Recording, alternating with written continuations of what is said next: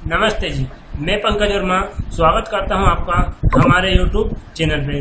आइए दोस्तों, आज हम जीके का इम्पोर्टेंट क्वेश्चन देखेंगे और उसमें हम आज भारतीय इतिहास को देखेंगे, यानी भारतीय इतिहास के बारे में जानेंगे और पढ़ेंगे। दोस्तों, अगर आप हमारे चैनल पे नए हो तो चैनल को सब्सक्राइब कीजिएगा, बेल आइकन दबाइएगा और लाइक कीजिएगा।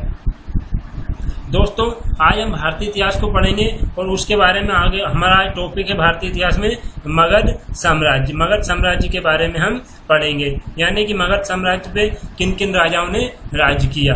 देखते हैं पहला क्वेश्चन।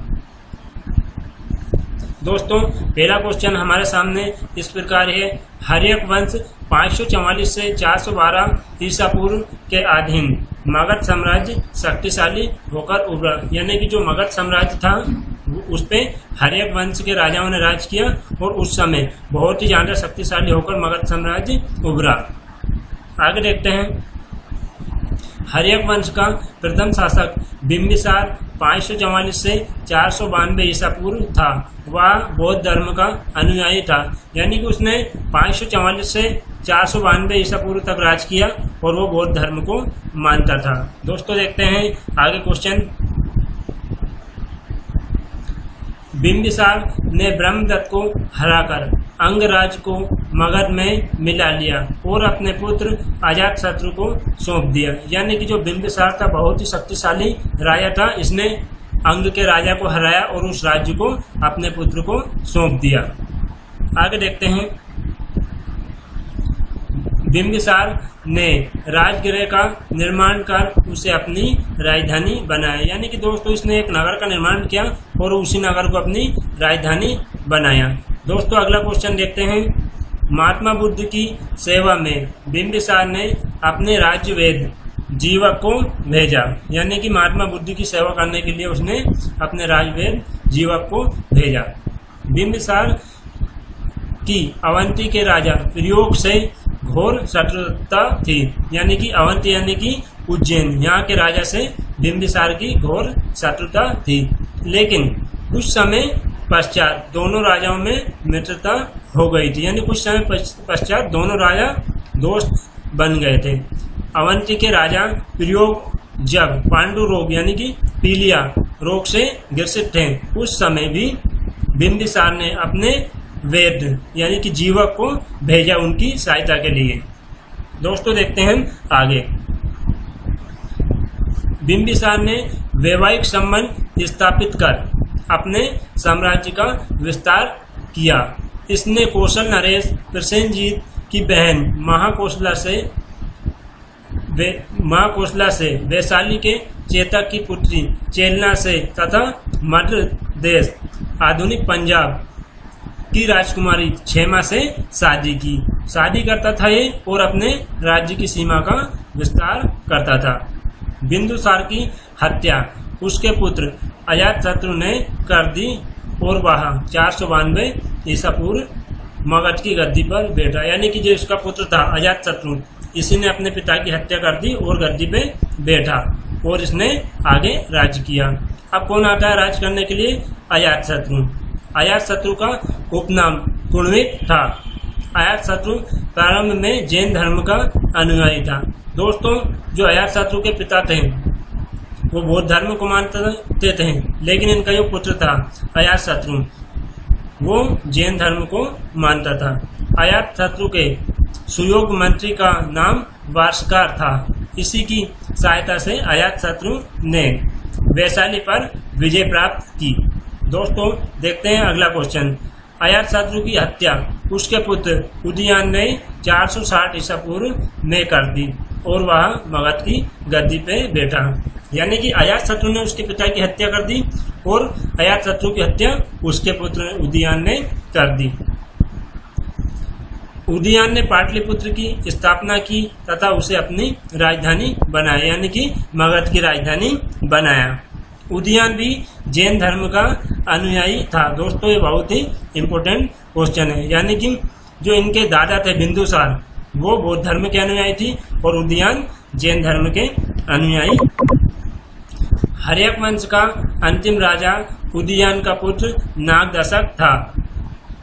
नाग को उसके अमात्य शिशुनाग ने मारकर शिशुनाग वंश की स्थापना की। देखते हैं आगे। शिशुनाग ने अपनी राजधानी पाटलिपुत्र से हटाकर वैशाली में स्थापित की। यानी कि जो शिशुनाग था उसने राजधानी को पाटलिपुत्र से हटाकर वैशाली में स्थापित की। शिशुनाग का उत्तराधिकारी यानी जो उसके बाद जो राजा हुआ यहाँ का कालाशोक पुनः राजधानी को पाटलिपुत्र ले गया। शिशुनाग वंश का अंतिम राजा नंदीवर्धन था। आगे क्वेश्चन देखते हैं दोस्तों। शिशुनाग के बाद मगध पर शक्तिशाली नंद वंश का शासन प्रारंभ हुआ जिसका संस्थापक महापद्मनंद था। दोस्तों देखते हैं अगला क्वेश्चन। विशाल साम्राज्य स्थापित करने के कारण इसे एक राट और एक छत्र की उपाधि धारण थी। यानी कि महापद्मनंद ने बहुत ही विशाल साम्राज्य का निर्माण किया, इसी कारण उसे एक राट और एक छत्र कहा जाता था क्योंकि वो बहुत ही शक्तिशाली राजा था। आगे देखते हैं दोस्तों।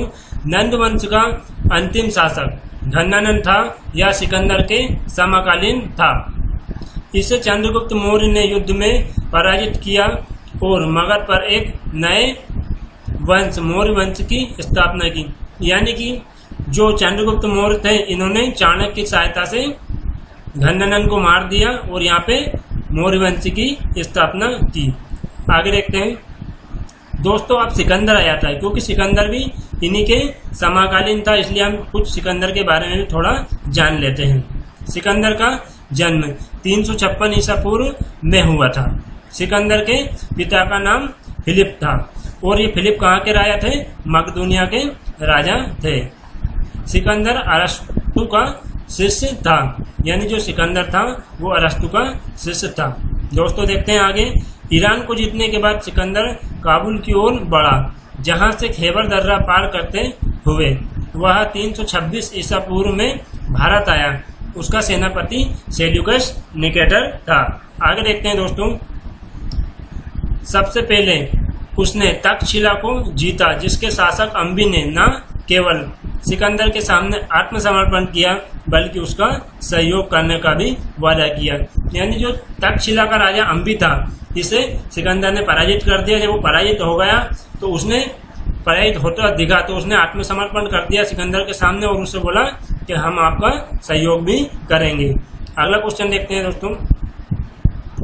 आगे सिकंदर की लड़ाई पोरस से हुई। झेलम नदी के तट पर लड़े गए युद्ध को विदिशा झेलम का युद्ध या हाइडेस्पीड के युद्ध के नाम से भी जाना जाता है।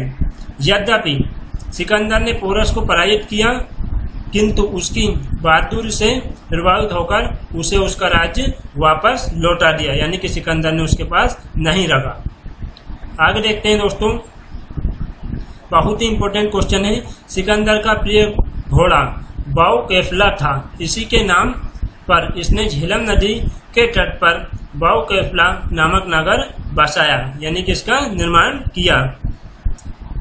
आगे क्वेश्चन देखते हैं दोस्तों। सिकंदर की सेना ने व्यास नदी के पश्चिम तट पर पहुंचकर उसे पार करने से इनकार कर दिया। यानी कि सिकंदर की सेना डर गई थी और कहीं कहीं बुक में हमें देखने को मिलता है कि सिकंदर की सेना ने इस कारण से व्यास नदी को पार करने से इनकार कर दिया था क्योंकि अब यहाँ पे चंद्रगुप्त मौर्य का शासक हो चुका था और चंद्रगुप्त के विशाल साम्राज्य को देखते हुए बहुत बड़ी सेना को देखते हुए सिकंदर की सेना आगे नहीं बढ़ी। आगे क्वेश्चन देखते हैं दोस्तों। सिकंदर का जल सेनापति निर्याकस था। यानी दोस्तों सिकंदर का जो सेनापति था उसे सब जानते हैं कौन था? Seleucus Nicator. लेकिन ये क्वेश्चन इसलिए इंपॉर्टेंट हो जाता है क्योंकि जल सेनापति का नाम कुछ ही लोग जानते हैं। जल सेनापति का नाम निर्याकस था। सिकंदर की मृत्यु 323 ईसा पूर्व में बेबीलोन में 33 वर्ष की अवस्था में हो गई थी। यानी मात्र सिकंदर 33 वर्ष की आयु में मर चुका था, लेकिन इतनी सी उम्र में उसने बहुत सारे राज्य को जीत लिया था, उनको विजय प्राप्त कर ली थी। दोस्तों ये है हमारा वीडियो। आपको ये वीडियो कैसा लगा कमेंट बॉक्स में हमें जरूर लिख के बताइएगा। आगे भी हम इसी प्रकार वीडियो लाते रहेंगे।